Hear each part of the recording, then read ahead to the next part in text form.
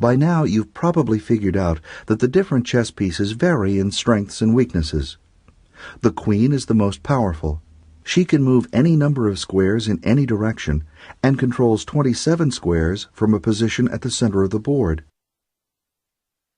The rook is not as powerful as the queen, but can still travel long distances. From the center of the board, a rook controls 14 squares. The bishop is limited in its movement by the fact that it can only travel on dark squares or light squares. From the center of the board, a bishop controls 13 squares. The knight is very limited in how far it can move per turn, but it has the advantage of being the only piece that can jump over other pieces. From the center of the board, a knight controls 8 squares. Last and least is the pawn. The weakest of all, the pawn can move only 1 or 2 squares at a time, and in only one direction. We use the pawn as the basic unit against which we measure all of the other pieces. In relation to a pawn, the knight is worth 3 points. The bishop is worth 3 points.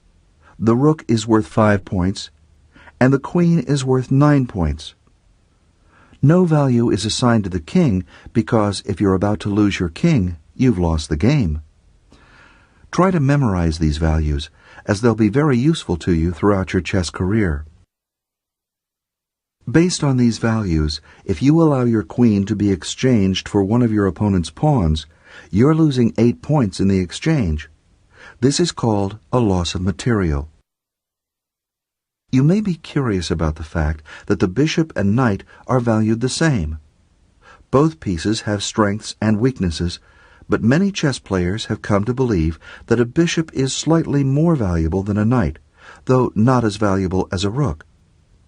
Using both bishops together, so that both light and dark squares are covered, can be a powerful combination.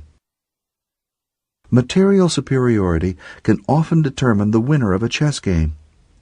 Piece value is something you should keep in mind when you consider your moves.